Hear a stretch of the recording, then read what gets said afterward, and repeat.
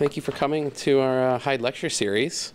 Today we have Lisa Schweitzer. She comes here from the University of Southern California, where she's a professor in urban planning and spatial analytics. Her current research interests center on justice, cities, and urban theory. Her empirical research primarily examines transit policy and how well transit serves urban residents. So please join me in welcoming Lisa Schweitzer. Thank you so much. I'm utterly shocked that this many people would come hear me talk on a Friday afternoon. I was having to ask whether or not this was maybe a dry state or a dry county, or the bars don't open in Lincoln until maybe 6 or so, but I hear no. We have our responsible citizens who want to hear about an extremely important topic called zoning, right? Zoning is never not very interesting, and I'm going to tell you a little bit about some of the more recent changes in activism and in housing policy and zoning that has been guiding the state of California for the past 3 years, and I think ways that are really quite interesting because it helps us really interrogate some conundrums at the heart of both planning theory and urban theory, and there's a little bit of political theory wrapped up in there too. For those of you, how many people are urban planners? How many are architects? Wow, hello everyone. Wowie, okay. So I'll go a little bit more in depth than I might if it were just a planning audience, because there's kind of a lot of jargon in these. Just by way of a little bit of a illustration about what we're talking about, locational conflicts and very vituperative opposition to new projects in planning, it's been with us since the beginning of the field. And we've never really reconciled a set of theories on what we should do about it, right? How we should reconcile these kinds of conflicts in a just way. We have a lot of language about having a lot of deliberation, how we should talk things over with communities, how we should demonstrate and offer lots of opportunities for people to understand local preferences. I don't think we've really ever settled on or taken some strong positions. A subset of the literature has. But the mainstream of planning theory really hasn't just straight up said, you need to side with the community or you need to side with the state, right? As that's kind of what these come down to. And in California, because we're pursuing planning in a very specific way in most of our cities, which has become appallingly expensive, I'll give you some prices here in a bit, we're having to face these kinds of conflicts pretty much with every new housing project that we try to build. And so, well, how do we do it? You know, are we going to have local control over zoning, or are we not? And in this particular instance, it just happened a few days ago in the city of San Francisco, over a project called the Embarcadero Navigation Center. This center is about 200 beds for unhoused people. It's meant to be a transitional facility in the Embarcadero neighborhood of San Francisco, and the neighbors are hot. This particular meeting, you see this is the mayor, London Breed, who's basically shouting at the audience. Now, mayors don't shout very often. Mayors have the tendency to have to work across a variety of different political groups. They often have to work across parties, and so they don't yell very often. And in this instance, the crowd was so angry and out of control, telling her to go home. If you watch the video of it, it's not very pretty, that she finally got mad and started shouting back. So the opposition argument basically being, look, we already live in a neighborhood with the biggest permanent assistive housing facility in the region. So now you're going to try to dump more unhoused people on us. Now, for the most part, I think these kinds of conflicts can be fairly easily reconciled even when people are angry.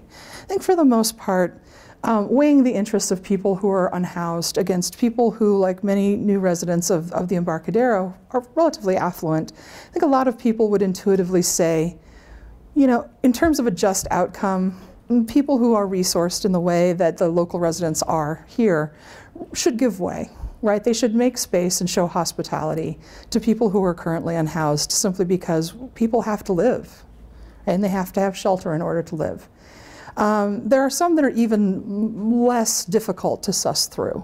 So in my universe of Southern California, the city of Newport Beach, boo. Is there any Newport Beach residents here, by the way? I don't want to badmouth your place with anyone in the room, but they currently launched a lawsuit to try to prevent a 12-bed hospice facility. Right? There's no room to help 12 dying people have a place to live in Newport Beach. Now that, I think most people can agree, unless you're really a hardcore communitarian local control person, that's pretty crummy. Those, I think, are pretty easy to reconcile. The harder ones, there's just a lot of harder ones. And some of the questions that we raise are really like, how should we reconcile them?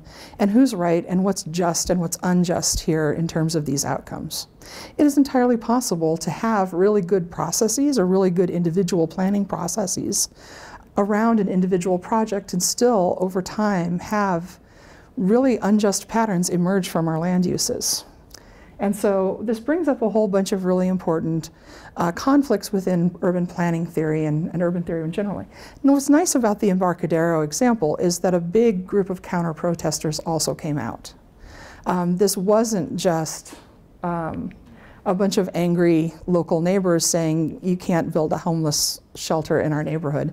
A good number of relatively polite activists came out and said, you know, people are dying on the streets of San Francisco, and it's true in Los Angeles as well. Unhoused people die with an alarming rate in Southern California. And so the original group, it's called Safe Embarcadero, started a GoFundMe page to try to fund their political and advertising activities to try to defeat the new project. It's called the Navigation Center, as I said. A dueling group called Safer Embarcadero has come forward and started their own GoFundMe, and they outdid the fundraising by almost twice as much in the second day of their existence. So there are a lot of people who really do want to be inclusive. And the question is, like, where do we go with it?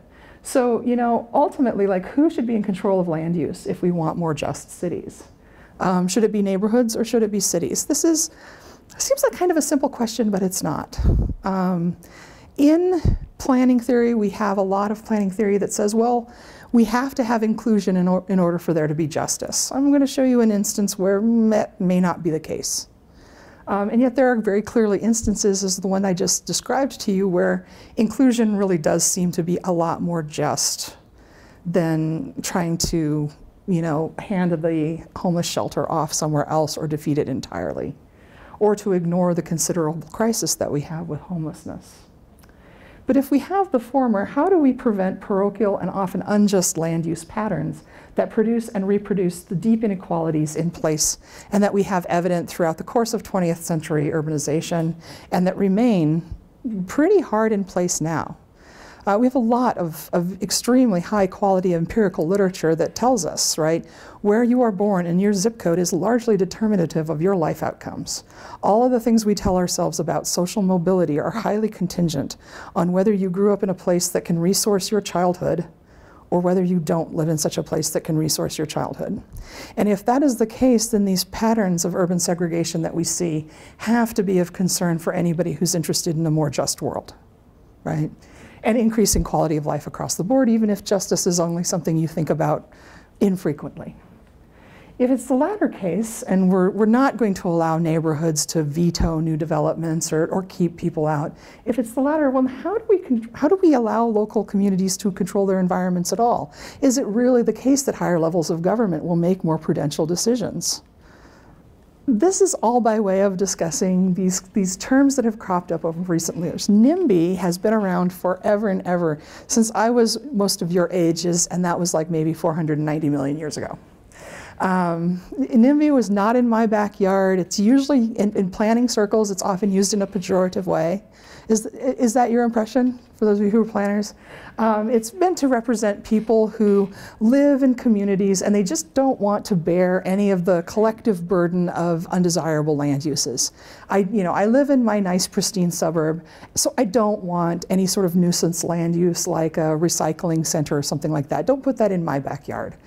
And unfortunately, the same thing can be true of NIMBY treatment of human beings. I don't want the 12 hospice beds in my community, which is kind of befuddling. It's not like those people are going to cause a lot of traffic, right? And so, yeah, there's actually a a really nice strand of the NIMBY literature that looks at NIMBYism in a much more positive way. That says, and I actually think this is quite true, some of these challenges may be somewhat morally reprehensible, but I have often seen them result in much better projects by the end. Where you have a political tussle between groups, they point out things about the project they really hate. Some of those things are things that planners and engineers and politicians can fix. And as the result of that conflict, we actually end up with something that's really much nicer. Very seldomly, we end up sort of backing away from a project and saying, we thought that was a great idea. Now that we've thought about it, maybe it's not such a great idea. But arguably more common, it's the state running up against a hard brick wall of rich people deciding that they don't want something and having a great deal of political influence over what the state's going to decide to do. NIMBY is a much more recent term. Obviously it's a play on words. It's a play on the first set of acronyms, the first acronym. And this is the whole idea of, no, we're going to turn that on its head, because we as a group of people, or this group of people, actually want housing in our backyard. And I'll tell you a little bit about what kind of intellectual traditions this grew out of and what kind of planning ideas were generated by this. But for the most part, it's a strong overlap between people who were advocates for sustainable development and for anti-straw measures. So the logic goes something like this, quite simply. If we're not going to build on the urban fridge anymore, and the urban fridge, we can all go to a refrigerator and have urban things. We're not going to build on the fringe anymore. We're not going to suburbanize. And if we're not going to do that anymore, and we're going to have hard urban growth boundaries, if we're going to continue to house more people, and if the city or the region is going to continue to grow, then it has to have infill projects. Otherwise, housing will just get more and more and more and more expensive, and the place will become stagnant and it won't be growing anymore. That's logical as far as it goes. In general, I tried to do a little bit of surfing around, and I looked for Omaha NIMBYs, and I looked for some Nebraska NIMBYs, and I didn't find a lot. Anybody here seen any Omaha NIMBYs? It could happen. Right? For the most part, the NIMBYs are most active in coastal cities, which have sort of horrendous housing prices right now. We have terrible shortages in California in particular. So the most active, and probably the most high-profile NIMBY group is out of San Francisco right now. So with that, those are the two groups kind of in play. The NIMBY folks in particular have been quite active as saying, you know what, these Embarcadero types are the apotheosis of the reason why we can't have nice things, right? We can't have infill because we have so much opposition from these well-to-do communities, and they're just hoarding their resources, right? If we don't fight sprawl, we won't have all the justice benefits of fighting sprawl. Meaning, for one, job accessibility, right? One of the visions of sustainable urban development is that we get good quality public transit so that it's much easier for people to be able to get to work on transit, or, it's not an either or, it's an and or. We create enough opportunities within walking distance and enough density that people can really be able to access and get what they need, whether it's jobs or other types of opportunities, on foot or on a bike. And that's supposed to help us clean up the air. It's supposed to help us include climate justice. All sorts of subsidiary benefits of not running cars all the time, right? They're deadly, right? They kill off way too many people. There's way too much injury. And so those are fairly potent, strong justice argument, distributive justice arguments. We want to be able to do this infill development via all of these desirable things, right? But if cities can't develop on the fridge, then we have to have infill. And NIMBY opposition to new housing projects causes chronic undersupply. This is the NIMBY argument. It's a very good argument, actually, empirically. California cities have produced far less housing than they have needed as a general rule. I don't know the numbers for other California cities, but California runs about an 80,000 unit a year deficit between what we need and what we should have. So if I could, tomorrow I would plunk about 200,000 units in Southern California to even begin to catch us up. Now, that's a lot of housing to be behind on, right? And that for people advocating from the NIMBY position, you can draw a straight line from local control and communities saying no to new housing to the housing affordability crunch where housing is chronically undersupplied. There is so much competition for rent that rents are going up to $2,500 for $2,500. Be awesome. $2,500 for single units, right? And single units near campus at where I work are going for as high as 3,500.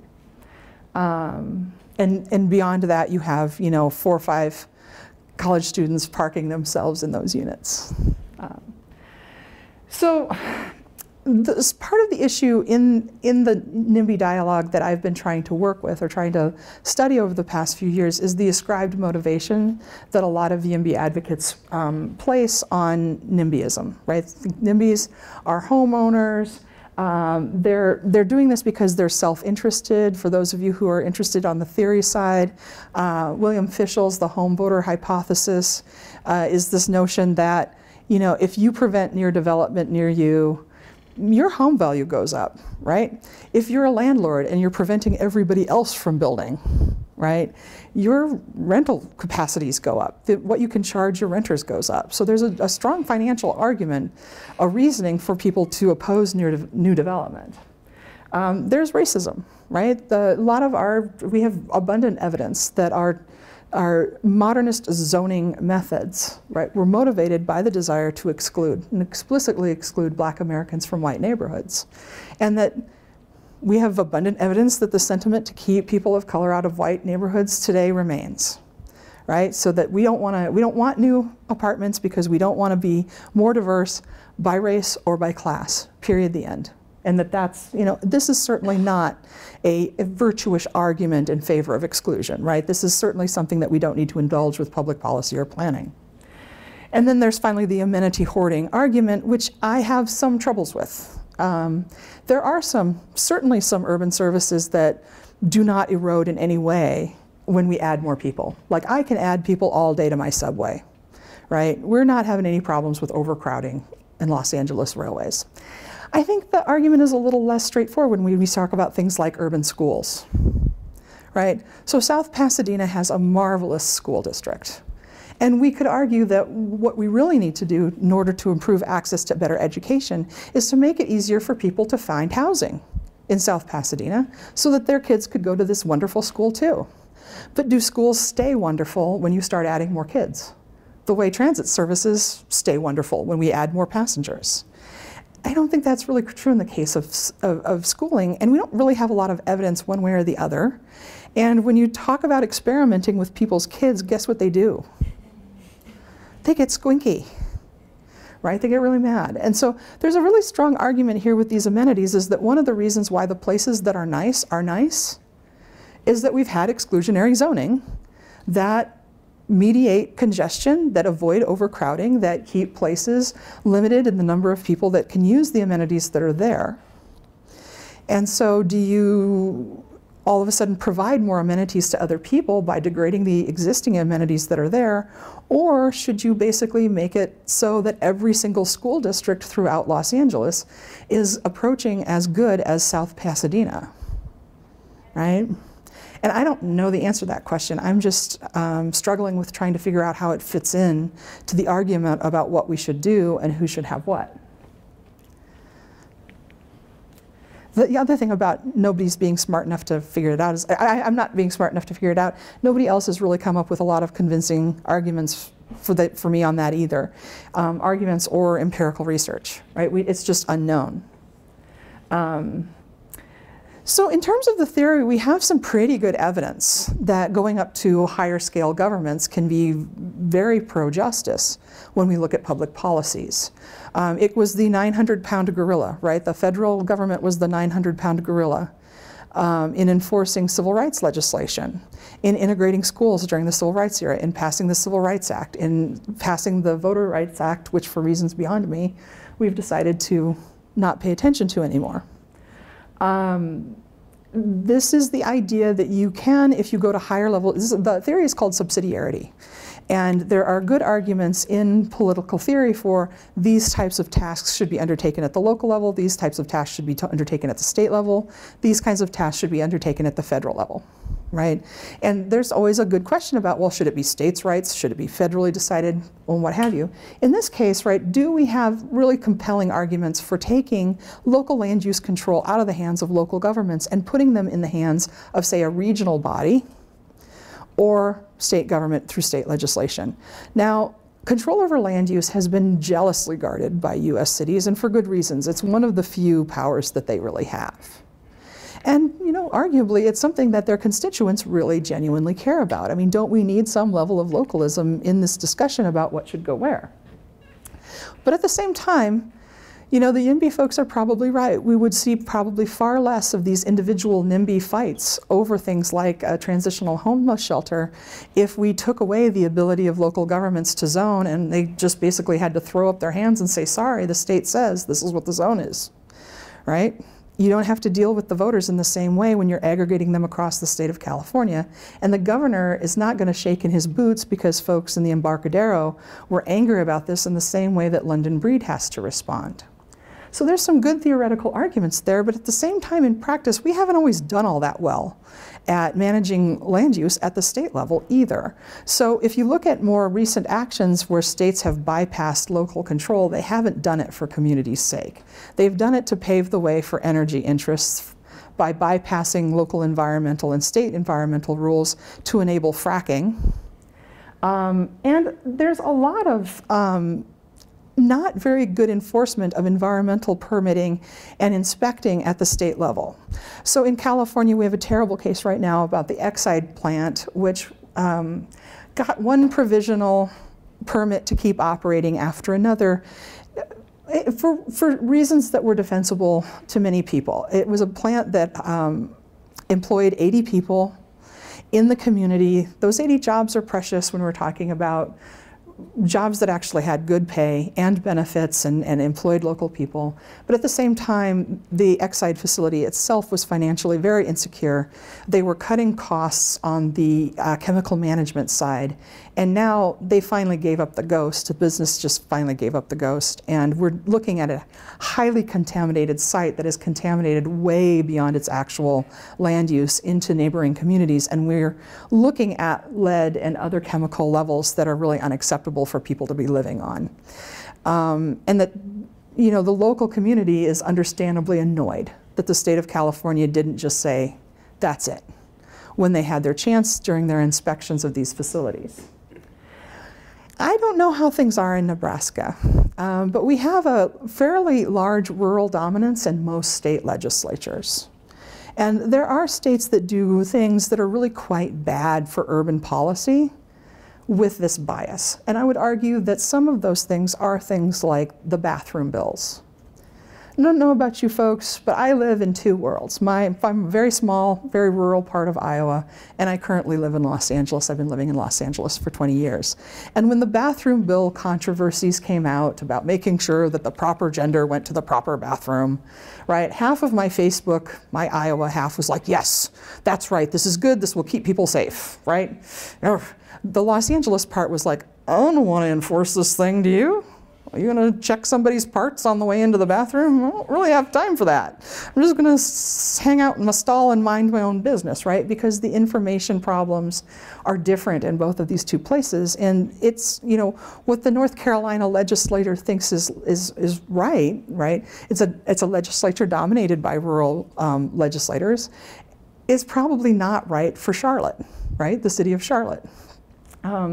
And that's also true with open carry and stand your ground laws. You'd be surprised at some of my writing on gun things, but the data are quite clear that open carry works much better in places where people know each other than in places where they don't. And there's a lot less theft and other types of things of the firearms. The data are fairly clear that the negative consequences of these are falling disproportionately on the urban sections of the states that have these laws. So this is all by way of saying, you know, we kind of want the state maybe to run land uses, but at the same time, states don't always make great decisions for urban areas. So how do we help them do that? Now, planning has had the exact opposite trajectory, I think, right? If there has been any movement in planning theory, it has not been towards consolidating more power at the state level. It's been to localize, right? And for very, very good reasons. I am sure all of you, how many of you have taken planning theory? Right, planning theory. How many of you can recite the things, right? It was technocratic, rational planning, right? Central modernist planning that led to things like the freeway era building in cities, which was a disaster for many of our major metropolitan areas. And we also had urban renewal, which was also driven by sort of a centrist, technocratic, we use this trope over and over again with our students, and I'm actually not a great believer in the whole thing, simply because state highway departments had a lot to do with all of that, and those departments are not run by planners, they're run by engineers. But that's a different lecture for a different day.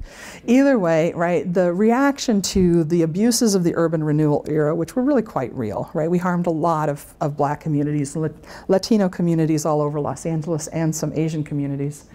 By basically saying, look, this is good for everybody. We're going to build these things. This is a much bigger improvement. We just have to pave over your house to do it. Get out. And that era it's not a high mark of urban development history, regardless of who you decide to blame for it. And so planners in general have been very much more likely to say, no, we need to have communities that are on board with what's happening in their space. And it's not just a planning theory thing. We have extremely good bodies of theory from urban theory, thinkers like Ed Soja and Henri Lefebvre, and some of Lefebvre's contemporary interlocutors like Marc Purcell, Manuel de Landa, who talk about the importance of having individuals in city having the agency to control space, regardless of whether they own it or not. In the spaces that they occupy, they should have genuine voice in controlling what happens in it. And by genuine voice, they're not talking about allowing people to pick out what color of doorknobs they're going to have on whatever you're going to build on top of them. They're talking about the ability to actually veto something that they don't want, right? Arnstein's big ticket item, which is the last level of control, which is the meaningful ability to say, we're not doing it. That's, again, a fairly big body of urban and planning theory. And then finally, well, not finally, but the capabilities approach theories have become much more common. I strongly suspect for those of you who are architects have probably seen these capabilities theories at some point, because a lot of architects like to write about what is good architecture from the Nussbaum's perspective in particular, where they talk about how fundamental it is in capabilities. And for people who are not into rights theory, capabilities are meant to kind of be prior to human rights. All human beings need to have these capabilities in order to be able to act on rights. And that if you get people these capabilities, the human flourishing will follow subsequently. And so for Nussbaum, one of the key capabilities that people should have is the ability to have some level of agency and control over their local environment. She doesn't specify what that should is, which is one of the reasons why the architects have gotten busy writing about it. But it's a very interesting idea if you think about this from an environmental justice standpoint. One of the major problems that many communities who have a toxic legacy have is that they have never really been able to say no. They have never really had a lot of control over what happened locally. Finally, and this is a little bit more abstract, and this is one of the areas that I've been writing in quite a bit, are these freedom of association arguments that come from political theory. Freedom of association is the idea that you should be able to choose with whom you spend your time and with whom you don't spend your time. And truth be told, if you don't actually have some control over your local environment or the territory that you're in, if you don't control who comes in and out of that, you don't really have freedom of association. Right? It's just not practical. And if we're going to basically say to neighborhoods, look, you have to allow all these new buildings, you have to allow all these new residents, that strikes me as a legitimate, it's a legitimate thing to ask on the one hand, but it also is a genuine undermining of freedom of association as people have used it through zoning for the past 70 years. It is without a doubt that people have used zoning for racist purposes. And that's pretty much all the evidence that you need that they've also used it for freedom of association purposes. And the weird thing is, as I go along in this story, you're actually going to see that the freedom of association that zoning has bestowed upon communities of color in Los Angeles is pretty important. So that we don't want to just throw out what is the baby along with the bathwater when we think about how we use zoning to control how many people can be in a spot. So have I confused you all yet? I hope so, because it is confusing. I'm going to make an argument basically that there's no way out of this unless we actually put race at the center of it. Race has guided so many of our decisions about how to split up and fragment urban land that the only way we're going to be able to think our way out of this conundrum is by putting race at the center and thinking that way when we theorize about who should have the ability to control and when local decisions. Right? Because we need it to do two things. We need a theory here that does two opposing things. One is we need it basically to enable local control so that you don't end up with refineries on your head. Right? And you don't end up with a whole bunch of gentrification problems that erase your culture and displace all of your people. And two, we also need it to erode, right? Places that have been exclusionary and able to keep people out for a very long time in such a way that we can begin to open up the built environment and create much more porous access to high levels of urban services that can therefore thereby increase quality of life. So I'm going to tell you about the Neighborhood Integrity Initiative, which is one of those sort of sugary titles that make you want to hold hands and skip off into the sunset and sing together. But it wasn't. This is my beloved town, Los Angeles, looking a little sun-baked, which it is. There's a little bit of smog there so that everyone can orient themselves. This is not a town. By the way, what's up with your air? There's nothing in it but air. I'm having trouble getting used to this. So what was it? Well, do you guys have municipal ballot box measures here? Do you have state referenda and those things? Yes, no? Yeah? You don't have them very frequently, I'm guessing, because otherwise, if you did, your hands would be in the air. So in California, we do this thing, and it's extremely odd. People have got referenda fever, and so I am a professor. I'm a full professor of public policy, and every time we have to vote, there's usually something like 16 measures on our ballots, and I understand like 2, right? So God help the normal voter. But it's a very fine thing in some regards. It's an extension of direct democracy into a very large political constituency. California is an enormous state. All of these local jurisdictions also have the ability to float referendum, and the city of Los Angeles is about 4.5 million people. So this is a way of trying to get the pulse of their democratic sentiment, except by virtue of all the sort of problems associated with voting, right, that we know, right, that we have with voting. But the Neighborhood Integrity Initiative was a city ballot box measure that was one of two things, depending on who you were listening to. If you are listening to the NII sponsors, this was meant to be a wake-up call, a little slap upside the head, a little love tap to the development, the iron triangle, he called it, or the development community or the development regime running Los Angeles, to get them to stop doing what they were doing, which was perceived as corrupt and oriented entirely towards luxury housing, and get them to go back to the state-mandated general planning process that we have in the state of California to systematically upzone and systematically plan for affordable housing units. If you were not a supporter of the initiative and you were amongst the NIMBY universe, you are much more likely to see this thing as utter anathema, right? I had no idea that so many of my young NIMBY students were so puritanical, right, when they were talking about this, because man, when they got started about this thing, they were like a preacher rebuking sin.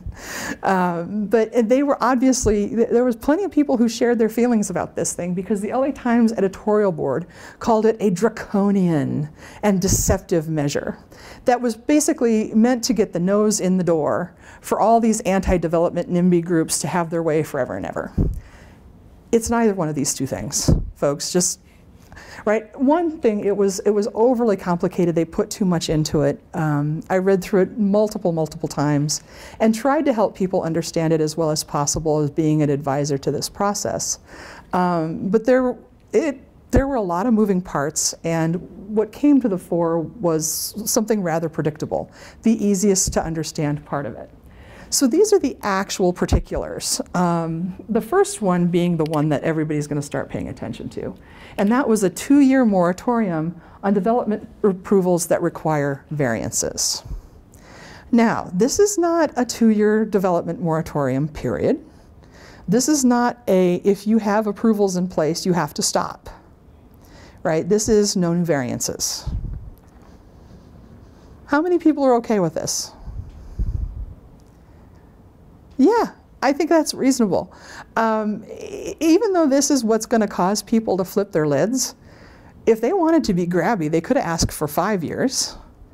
They could have gone much more draconian, right? If you want to call it draconian, call it what it is, and said no new upzoning at all, period. Right? Instead, we're just not going to let you have a variance for 2 whole years. Oh my God, what shall we do? Not really as draconian as sort of the language makes it out to be. The zoning process in Los Angeles and throughout California is mandated through a general planning process. This is one of the things that really irritated the sponsors of the NII, is that we really weren't planning at all. A number of our general plans, it's a big city, right? Big giant city, sprawled all over the place, et cetera, et cetera. There are neighborhood plans, and so the general plan, it consists of the amalgamation of all those neighborhood plans, because otherwise if you did it out of the central city, it would be pretty top down. And they were, you know, they have these neighborhood plans to try to avoid some of that. Well, some of those neighborhood plans had not been updated in close to 20 years. And so some of the sponsors of this bill were like, this is not cool, and this is one of the reasons why we are not responding fast enough to our new housing needs, is that we're not updating our zoning in a systematic way. Instead of, we're doing this basic thing called whack-a-mole, right? Is this if a developer makes enough friends and greases enough palms, he or she can get his project done, but everybody else just lumps it. And if you were to do this, this would be the mechanism or the avenue by which there would be some upzoning. That was their argument. Plenty of people disagreed that the planning process would do this. So what if, for example, we went through all of this general planning process and every single neighborhood in Los Angeles said, well, we're not taking any new housing, right? Which is theoretically possible, but not very likely. The other thing they wanted to do was to require the city to pay for their own environmental impact reports. California has, as you probably know, a fairly far-reaching Environmental Quality Assessment Act as part of development. It's one of the few places in the world where I've ever seen it apply to housing projects. Most places, it's infrastructure and parks, and that's about it, right? But here, if your housing project is big enough, you have to have it go through the CEQA process. And the idea is, amongst the sponsors, is this is pretty corrupt, right? You have developers who pay for their own EIRs. It's just basically greasing the palms of the same old consultants who say the same old things. There's no real analysis. And what the city needs to do here is they need to start paying for their own and paying for independent environmental impact assessments instead of just going with whatever these developers put out. And then finally, this last one was to disallow, right, exemption from parking requirements, right? And that has sort of the double asterisks on there and an eventual strike through here, because this was basically the reason why I ultimately, from my position as a policy professor, said, don't do this. Parking minimums are, in California and in New York, without a doubt, the biggest barrier to providing affordable units. They're extremely expensive to provide. It drives a lot of projects not to pencil, and if you just got rid of them or made them much more flexible, they would probably be way more effective than zoning changes to altering the real estate development environment in such a way that you would have people reaching farther down into the market to house people at lower rents. And so this one, it's a non-starter, and it should go away because, as we know, right, parking is the devil's land use. Right? There's really not a lot of, this is funny, people, this is my best stuff. I'm not getting anything from you. Ah, my best material. So anyway, I won't be talking about that. There's really not a good reason to defend those. But some of these other things strike me as not being terribly unreasonable, right? But what everybody latched onto was the 2-year moratorium on new development. And I'd argue that basically happened, and for some good reasons, because the Los Angeles NIMBY groups were really looking for something to organize around politically. They were kind of chomping at the bit to try to help and get some more policy ideas on the table, and the last thing they wanted was a moratorium of development in any kind. As I said to one of them who was arguing with me on a panel, look guys, it's not like we're developing that much housing right now. So a moratorium on not getting very much done really doesn't strike me as the end of the world, especially for 2 years, and especially since it takes you 2.5 years to get through the approval process anyway, right? But I think the symbolic idea that you could somehow stop new development using this, even though we're only really talking about variances, just really became balkanizing for the NIMBY people. Now, this all started, I'm going to drag you back to some origin stories here because they're interesting. And I think for the architects, there will actually be something for you to look at here and you know, maybe help me reflect on. Is that the Hollywood secession movement was sort of early 2000s. And this is happening to no small degree because Hollywood is a highly branded district. Very few people outside of Los Angeles have, for example, heard of Jefferson Park or University Park. But most people have heard of Hollywood, obviously, because it's branded and associated with the industry, which, by the way, does not actually happen there. There's like one studio in Hollywood. But there was a great deal of resentment on the part of Hollywood residents, feeling like they weren't very well represented in the city government of Los Angeles. So some members of the San Fernando Valley, which is over the top of the hill, in sort of a different geography, but connected to the employment base of Southern California, wanted to secede from the city of Los Angeles and get themselves some better services. This was actually not very realistic. The tax base in Hollywood was not sufficient, really, to do much for itself. The Valley, perhaps, right, but not in Hollywood. The measures failed, not inconsequentially because it was being what was called at the time a Donald Trump divorce to the 10th power, right? Which means, I always love it when I find pop culture references from years and years ago to our current president, right? Because it's just interesting. It was basically going to be very complicated, it was going to be expensive, it was going to be very public vituperative and politically a hot potato. And ultimately, not a lot like where we are with Brexit, nobody really knew how to make it happen.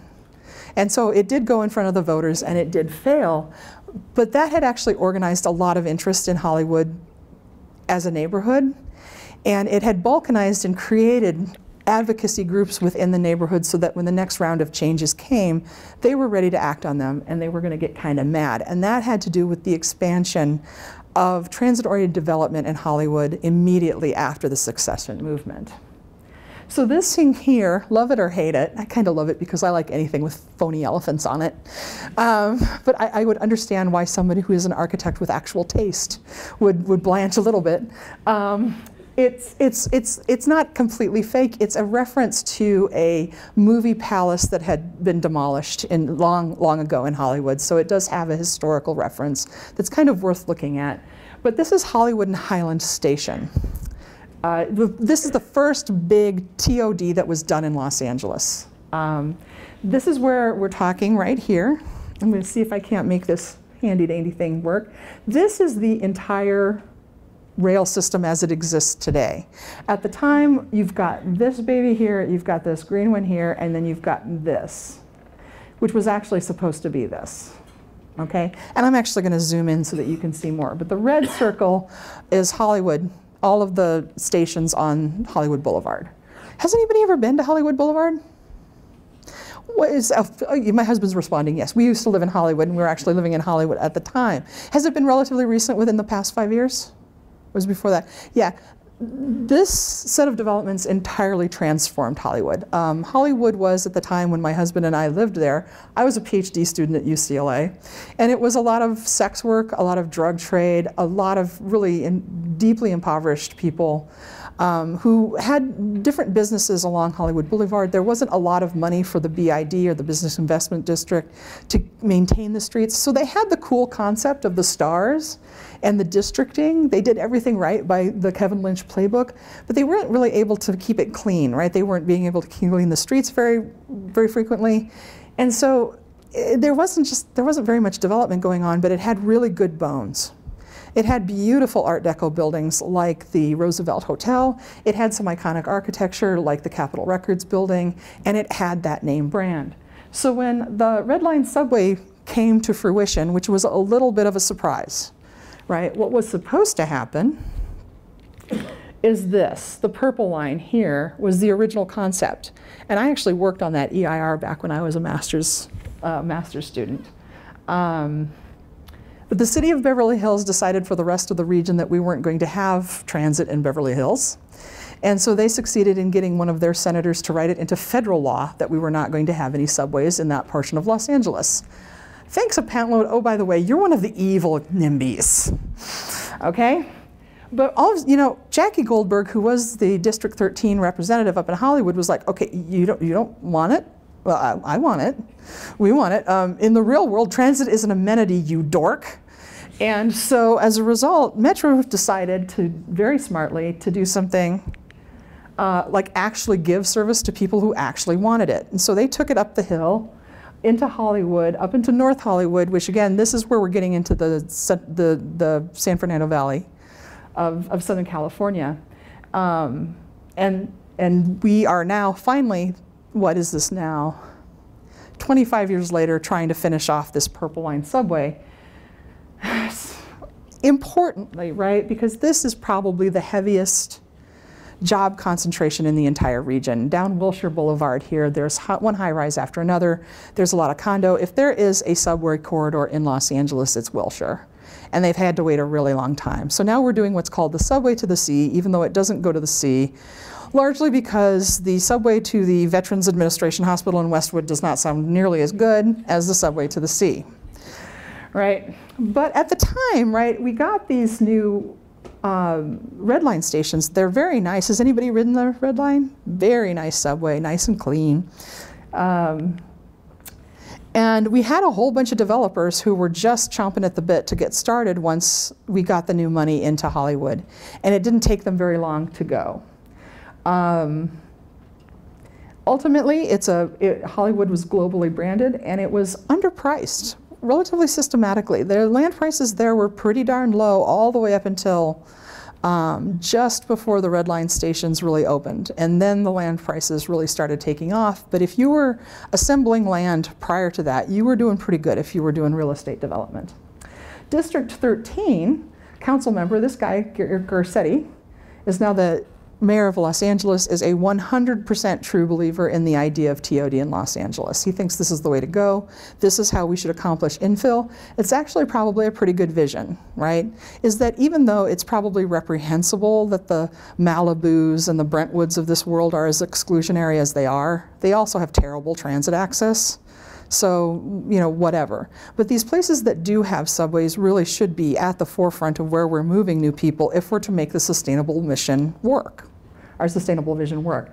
This guy, by the way, became the mayor of Los Angeles in 2013. And in the interest of full disclosure, I was on his technical advisory committee for quite some time until I got bored and stopped going to meetings. And I hope they noticed and took me off, but I'm not 100% sure. So there's Eric. And in particular, we started to see some pretty big project proposals. These are actually rendered to approximate scale to what's there. This here is the Palladium Residences. You can see that is for scale. That building's already there. That building's already there. And the Millennium Tower, which has gone through several iterations because it's been sued so often and it just like rising from the dead, it came back in 2008. But this is the Capitol Record building by comparison. What do you think? Those are some big buildings, aren't they? Yeah, those are some pretty big buildings. And the part that at the time, you know, sometimes when you're a planner and you're old, people say things and you do this. This was one of those facepalm moments for me because the very excited, infill happy people who were so absolutely convinced that Hollywood was going to be a wonderful transit-oriented destination, and it is already. There's a lot of really nice housing up in Hollywood, said something along the lines in public out loud and in front of journalists that they're thinking about 50 to 70 more projects like this. Now, if there were ever anything that was likely to scare the pants off people, it's that rendering with the notion of 70 to 50 more. Yes, it would provide a lot of housing, you are correct. But you know, there's a lot of discussion within the NIMBY movement about how angry and how parochial NIMBYs are and how they say things like they want to preserve neighborhood character. These are big buildings. This will change a place. And I think at some point, even if you do say, hey, we've got to do this if we're going to house people, you kind of have to respect the fact that this is a major change for any community. And so that's when the AIDS Healthcare Foundation in Hollywood and a bunch of Hollywood organizers got together and started writing the Neighborhood Integrity Initiative. Both of those two big projects were granted by variances that were fast-tracked by Eric Garcetti when he was district council member for the 13th district, and they didn't like it, right? People didn't like the process and they don't really like the outcomes.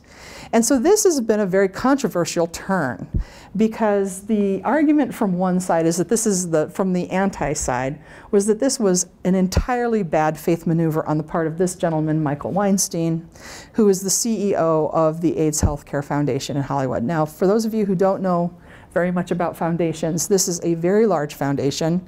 He really has been a remarkable leader for it. He's very controversial. He has a lot of controversial positions, but if talking about money and flypaper are any indicator of a nonprofit foundation CEO, he has been remarkable.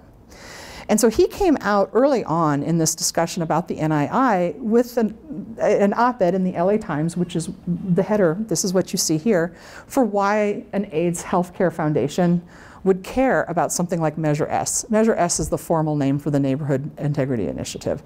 And in it, he lays out, I think, a fairly good argument about how the AHF has always been involved in housing, simply because in the early days of AIDS in Los Angeles, we had the very devil of a time locating hospice facilities for people. Men and women who were HIV positive were actively being turned down by landlords. And so housing has always been central to the mission of the AIDS Healthcare Foundation, even though a lot of those ignorant practices around housing had gone away, simply because, you know, the healthcare demands and costs of being HIV positive are very expensive, and so that housing affordability remained important to the Healthcare Foundation. For people who are outside of this argument, they absolutely refused to believe it, and essentially accused him of becoming involved in this and giving $4.6 million of the AIDS Healthcare Foundation money to the Measure S campaign because, let me get back here, oops, this tower here was going to obstruct the view from his office. Now that strikes me as an awful lot of work for that, but that became one of the dominant narratives. And I'm going to go out on a limb here, even though this is being recorded, even though this is recorded, sorry. He almost became like a George Soros figure in like the anti-Measure S discussions. They just, anything that he could do no right. And there's the whole sinister Jew aspect to it that I became very, very uncomfortable with. Like, why is he bankrolling this? And shouldn't the AIDS Foundation fire him? And just all sorts of things that I thought got really pretty ugly. The bottom line is if somebody disagrees with you in politics about something like this, not over like central values of humanity, right? But over whether or not we should have housing here or over there, they still are entitled to engage in politics without having their identity being dragged in the way that his was. And even the LA Times started doing some things that I thought were pretty shady, like featuring photographs of him where he's half in dark, half in light, looking very, I mean, he's a skinny guy. I don't think there's anything he can do about that. Lord knows I haven't been able to do very much about my being not skinny. And so he ended up looking sort of more like a cartoon villain in a lot of the ways in which he was portrayed than he deserved. Right? Regardless of whether you think he was right or wrong, regardless of whether you actually even believe that he's, you know, taking this on because he's annoyed about his view. A second person is a woman by the name of Jill Stewart, who had been the executive editor of the LA Weekly for about 10 years before this fight came up. And she actually left the LA Weekly to head up the coalition arguing for the Neighborhood Integrity Initiative. Jill is, in many respects, a controversial and polarizing figure, and I'm extremely grateful that she's out there, even though I don't agree with her on a lot of things. It is extremely difficult to be a woman in politics, and it is extremely difficult to be an outspoken woman in local urban politics. And if the way that people responded to Michael Weinstein, if that was disgraceful, this was doubly disgraceful, because the things I scraped off of social media calling her everything from the C to the B word, beyond the pale, right? She is, however, apparently unaffected by this and made entirely of asbestos, because it does not slow her down one little bit. She gives as good as she gets, but her major problem is that she really just does not believe the city is right when it advocates for higher density.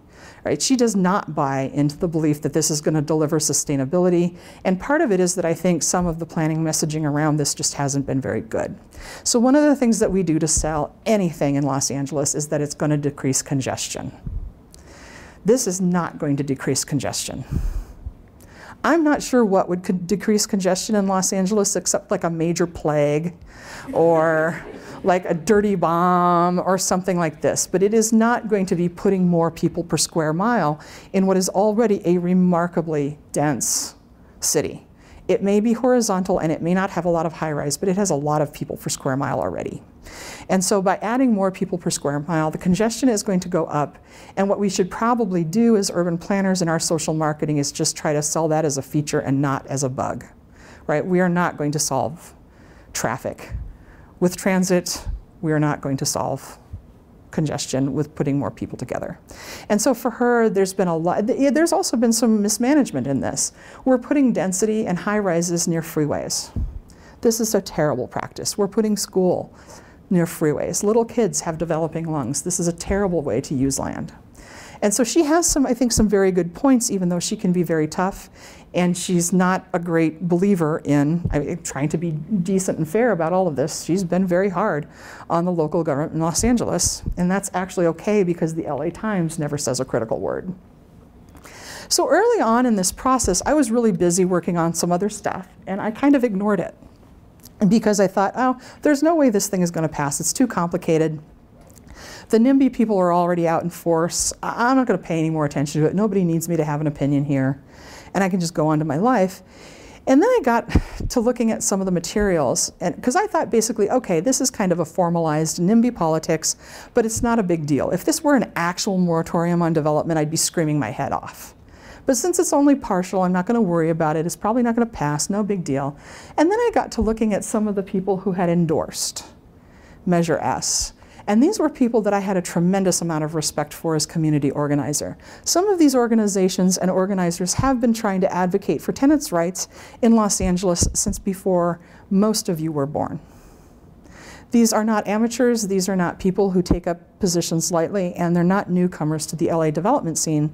And all of a sudden, they were throwing their weight behind a measure that I thought was arguably counter to their interest. And when something like that comes up, my first impulse, both as a planner and as a researcher, is to drop whatever it is I'm doing and start reading everything that they're putting out and start listening to everything they're saying, because people are smart and they advocate for their interests usually in very creative and important ways. And so there was very clearly something about this that I was missing. Reverend Alice has been forever on Skid Row.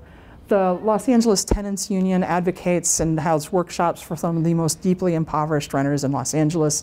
These are real deal organizations. There was some argument that there was astroturfing going on because, what was it called, astroturfing? Not grassroots, but astroturfing development, that there was some phony organizing going on because, oh my goodness, thank you. We'll get through this pretty fast. Because of the AIDS Healthcare Foundation money. But you gotta have money if you're gonna run a political campaign.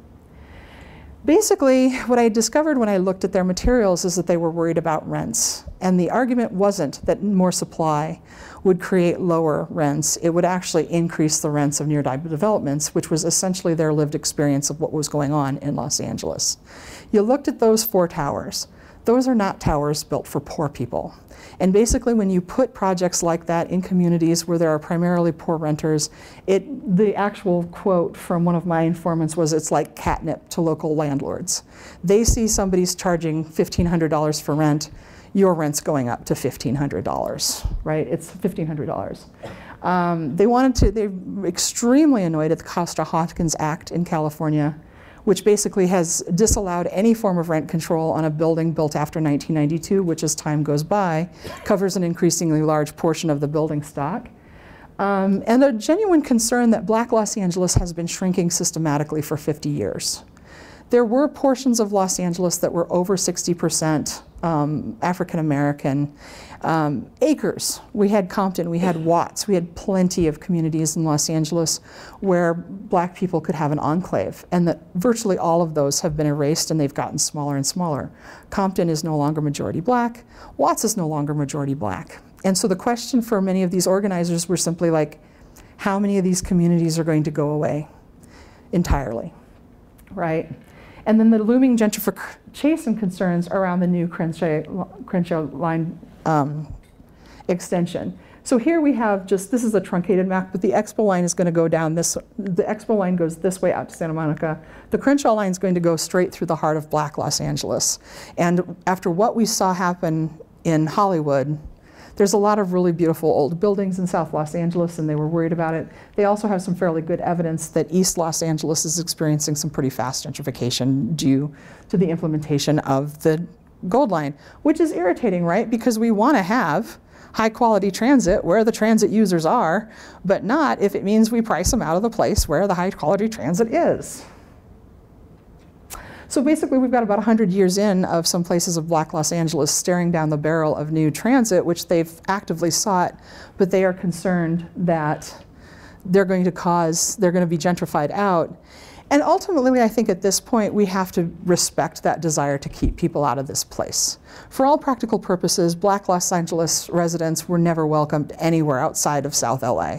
So it's a little bit rich at this point in the history to turn around and say, now, you have to allow new development for inclusion, when this is a group of people who've never been included at any point elsewhere in the region.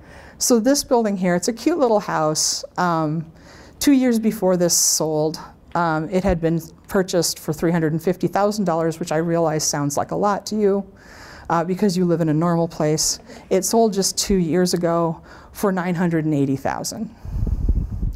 And so we also have the competing conundrum of there are a lot of black homeowners in South Los Angeles who very much welcome this kind of home price appreciation because they've had a lot of losses due to the financial crisis.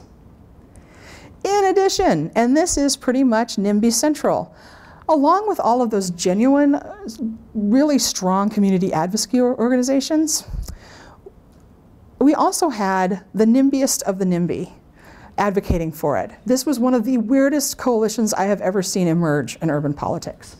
So you want to look at here, the Valley Voters Organized Towards Empowerment. That is a NIMBY neighborhood organization. If it says Neighborhood Council Board of Directors, Neighborhood Council, Neighborhood Councils, our neighborhood councils in Los Angeles were designed to empower communities to do their own planning. Basically, they've just turned out to be nicely organized for you by the city NIMBY organizations. So these are primarily wealthy homeowners associations throughout West Los Angeles whose sole purpose in Measure S was to stop development. They're not worried about cultural erasure. They're not worried about evictions. They're not worried about any of that stuff. They just want developers to go away. And they want new residents to go away. So it's kind of an unholy coalition, right? We really shouldn't see this coalition in theory. And that suggests to me something really kind of interesting about what's happening in urban politics. So I scraped the web, I scraped a whole bunch of Twitter, I scraped the commentary at both pro and against. And I don't love word clouds, but I don't have the tables done, and they're actually kind of boring, and these are at least colorful. Oops, I'm so sorry. This is the Pro Measure M, the group of people on the web who are arguing for it. And what they kind of stress are things that we never should have told them, right? Traffic, right? Garcetti. So they basically believe Garcetti was corrupt. And Rick Caruso is a specific developer that they all hate, even though he's not the one developing either one of the two projects that I showed you. And they actually do mention homelessness. The LA Tenants Union in particular produced a manifesto and statement and a bunch of materials, and I went through and analyzed that. And they stressed renters, homeless, tenants, affordable rent, and zoning. Then let's take a look at, oops. Shane Phillips, who in full disclosure is one of my students and became one of the most outspoken advocates against the measure, published a lot of stuff in the LA Times and on his own blog, and it comes down to basically something I think is really interesting, which is an emphasis on units, an emphasis on housing, which is great, but on projects. And yes, there's an argument for affordability in a lot of this language, but the emphasis on projects I think is really interesting, because as planners we're often taught to think about individual projects and not really think about the sum total of what we're contributing to a place. So anyway, Measure S goes down in defeat. The NIMBY interests in Southern California basically looked to organize, and they did. And their result has been a movement towards their eyes on Sacramento to really create a lot more movement in housing policy at the state level, some of which is very, very good. So we have everything here from upzoning, which is a small word, right, which would have been the hugest word a few years ago, to more things like tenant protections, funding, move-in assistance, right, more data so that we can do a little bit more work. And this is by virtue of an extremely sympathetic governor, Gavin Newsom, and a very active state representative by the name of Scott Weiner. But we still kicked the can down the road on who should be in control, right, over who should really be able to say yes and no. And we still really haven't acknowledged how in LA's history and in the state's history more generally, our existing patterns of racial and spatial injustice should factor into how we think about what we're going to do about these housing shortages. And since I've got a host over here waving his watch around at me, I'll stop there. Thank you for having me.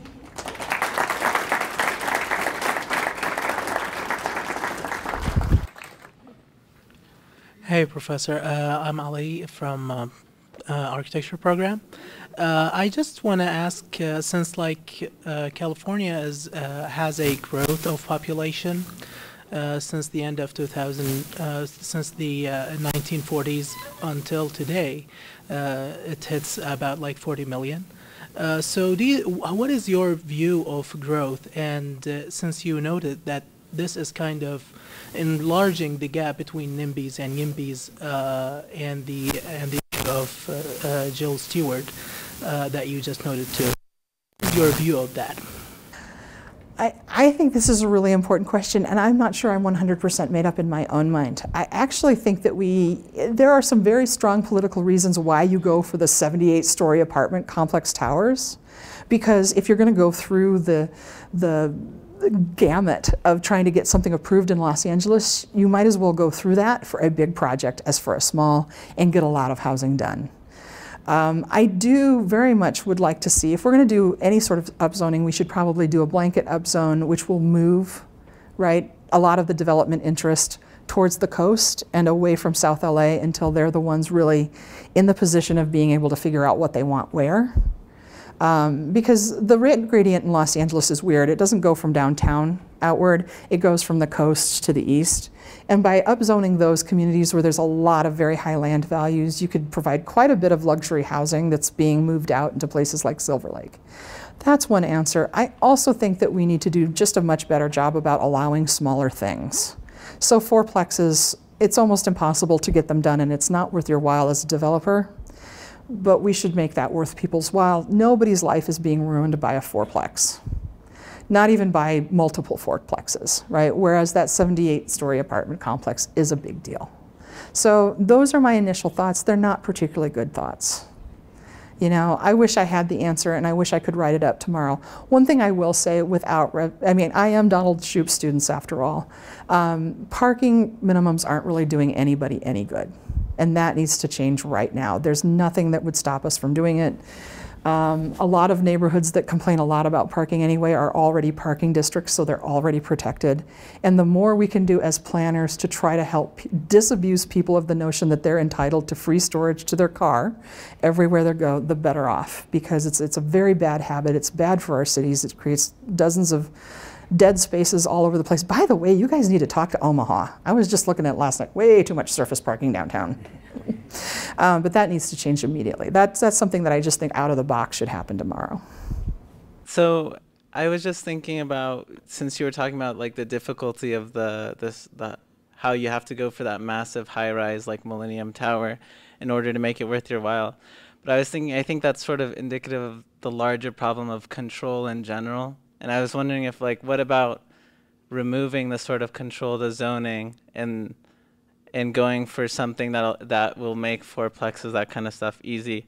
And I think your point on sort of protecting people that sort of lose out sometimes, like people, like cultures that sort of need to be sustained. But I'm wondering, like, what about instead of like protecting like zones, but protecting tenants and people, like at a sort of scale of like giving the tenant rights closer to the homeowner, but then not sort of protecting zones.